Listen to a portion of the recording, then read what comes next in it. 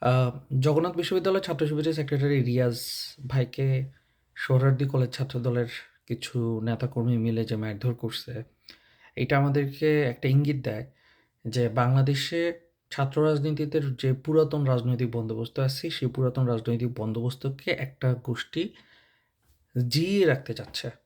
মানে একটা গোষ্ঠী চাচ্ছে যে সেম বন্দোবস্ত থাকুক।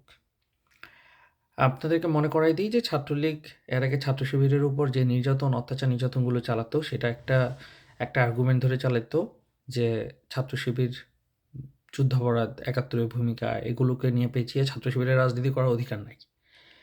যার কারণে ছাত্র শিবিরকে অলিখিতভাবে নিষিদ্ধ ঘোষণা করে রাখা হয়েছিল প্রত্যেকটা ক্যাম্পাসেই। তো ছাত্র শিবিরের উপর অত্যাচারের পরিমাণটা এত বেশি ছিল যে সেটা কাপ উপচিয়ে পরবর্তীতে সাধারণ শিক্ষার্থীদের উপর এসে পড়ে। অর্থাৎ সাধারণ শিক্ষার্থীদেরকেও শিবির সন্দেহ করে মারধর করা হতো। একটাই একটাই হচ্ছে রিজন, সেটা হচ্ছে যে শিবিরের রাজনীতি কেন করবে? শিবির করলে তারা মারধর করা জায়েজ। এবং আপনি আপনি যখন দেখবেন যে যারা এই মারধর খাইতো, তারা যখন এগুলাকে ডিফেন্ড করতো, তারা কীভাবে ডিফেন্ড করতো? যে, "না, আমি শিবির না। আমি তো শিবির করি না। তাহলে আমাকে কেন মারবে?" মানে অ্যাজ ইফ যদি সে শিবির করতো তাহলে তারে মারধর করা লিগ্যাল, জায়েজ। দেখেন, ভিকটিম নিজেও এই কথাটা বলতেছে না যে, "আমি শিবির করলে সমস্যা কী? আমি শিবির করলে কেন আপনি আমাকে মারতে হবে?" এই কথাটা ভিকটিমও বলতেছে না। ভিকটিম বলতেছে, "আমি তো শিবির না, আপনি আমাকে কেন মারতেছেন?" ছাত্রদলের সেক্রেটারি নাসির ঐদিন একটা টক শোতে এই কথাটাই বললেন যে, শিবির সন্দেহে যেসব লোকদেরকে মারা হইতো, তাদের বেশিরভাগই তো শিবির না। এইখানে ছাত্রদলের অবস্থানটা একটু বোঝার চেষ্টা করতে হবে। বিগত ১৫ বছরে ছাত্রদল দাবি করতেছে তারা প্রকাশ্য রাজনীতি করছে। ছাত্র শিবির গোপন রাজনীতি করছে।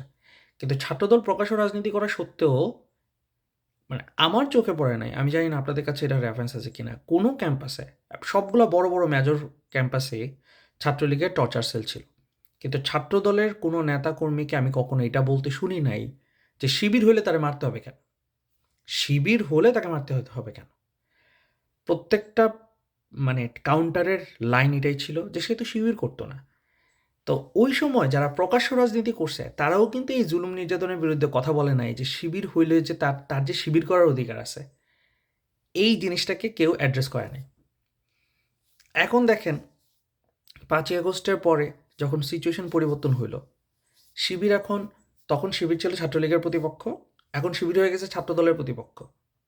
ছাত্রদল এখন শিবির পিটানোর জন্য নতুন যেই ধারা আবিষ্কার করছে সেটা হচ্ছে ছাত্রলীগের সাথে ছবি। ছাত্রলীগের সভাপতির সাথে ছবি, ছাত্রলীগের নেতাদের সাথে ছবি। আমরা এস এম ফরহাদের ক্ষেত্রে দেখছি, জবি সেক্রেটারি রিয়াজ ভাইয়ের ক্ষেত্রেও দেখছি, তারা বিভিন্ন সংগঠনের সাথে জড়িত থাকার কারণে মাঝেমধ্যেই তাদেরকে ছাত্রলীগের সভাপতি সেক্রেটারির সাথে অনুষ্ঠান করার স্বার্থে, আলোচনার স্বার্থে ছবি তুলতে হয়েছে। এই জিনিসটাকে শুধুমাত্র একটা ছবিকে রেফারেন্স ধরে একটা ছেলেকে পিটানো হয়েছে, ক্যান ইউ বিলিভ দিস? বা তাকে হেনস্থা করা হয়েছে। পরবর্তীতে যখন বিএনপি যখন ক্ষমতায় আসবে, ছাত্রদল যখন আমাদের ক্ষমতাসীন রাজনৈতিক দলের ছাত্র সংগঠনে পরিণত হবে, এখনও তারা সেটাতে পরিণত হয় নাই, বাট তারা ডেফিনেটলি বাংলাদেশের বর্তমানে বৃহত্তর একটা শক্তি। তখন তারা শিবির মারার জন্য উছিলা বের করবে, ছাত্রলীগ করত। কোনো ধরনের ভেরিফিকেশন ছাড়া। আমার যেটা কনসার্ন সেটা হচ্ছে কোনো ধরনের ভেরিফিকেশন ছাড়া একটা ছেলে ছাত্রলীগের সভাপতি সেক্রেটারির সাথে ছবি থাকার কারণেই কেন মাইর খাবে? আপনি তাকে রিটালিয়েট করা, মাইর দেওয়ার না। তার এগেইনস্টে ব্যবস্থা নেওয়ার অধিকার তখন হবে যখন আপনি প্রুফ করতে পারবেন যে এই ছেলেটা ছাত্রলীগের যে অপ কি বলে এটাকে প্র্যাকটিসটা ছিল, ম্যাল প্র্যাকটিসটা ছিল। ছাত্রলীগ যে রাজনীতির ম্যাল প্র্যাকটিস করছে, অ্যাবিউজ করছে, সেটার সাথে তারা কোনোভাবে জড়িত।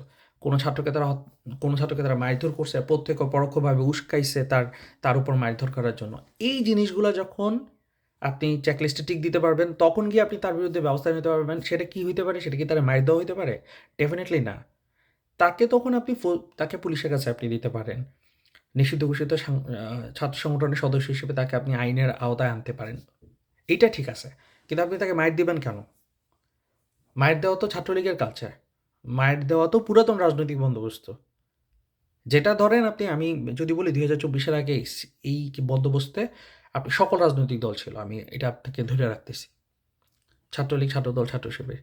কিন্তু ৫ই আগস্টের পরে তো আপনারা বলতেছেন আপনারা নতুন রাজনৈতিক ধারা চালু করবেন। এই কারণেই তো আপনারা ছাত্রদের কাছে যাচ্ছেন যে আমরা ছাত্র রাজনীতি চাই কেন? কারণ আমরা চাই না যে আগের মতো ছাত্র রাজনীতি থাকুক। লেজুর ভিত্তিক ছাত্র রাজনীতি, তারপর হচ্ছে সহিংসমূলক ছাত্র রাজনীতি। তো আপনি যখন এই কথাগুলো বলতেছেন, তখন আপনি মারপিটে ইনভলভ হচ্ছেন কেন?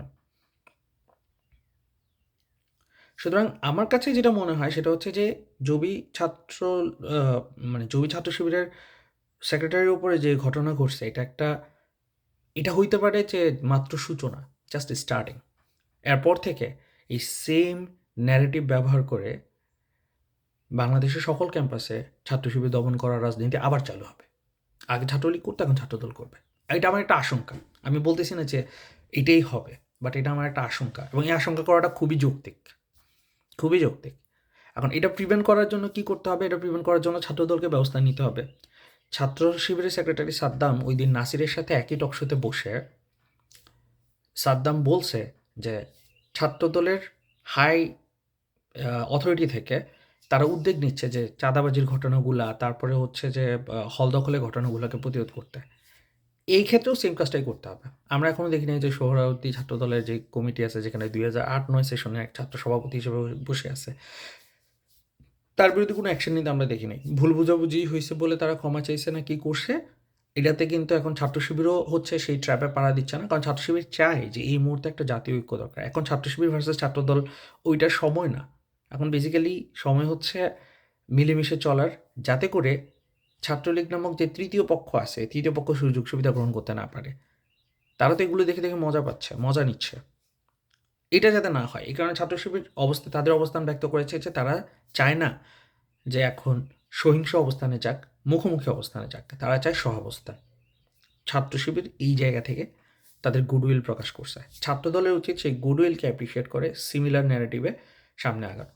কিন্তু এখন যদি ছাত্রদল সেটা করতে ব্যর্থ হয়, তাহলে আমাদেরকে বুঝে নিতে হবে, যারা সাধারণ শিক্ষার্থী আছে তারা বুঝে নিতে হবে যে পুরাতন রাজনৈতিক বন্দোবস্ত, যে রাজনৈতিক বন্দোবস্তের কারণে আমরা ছাত্র রাজনীতিকে ক্যাম্পাসে চাই নাই, সেই পুরাতন রাজনৈতিক বন্দোবস্ত কারা ধরে রাখতে চাচ্ছে এই ব্যাপারে তাদের সতর্ক সচেষ্ট হইতে হবে।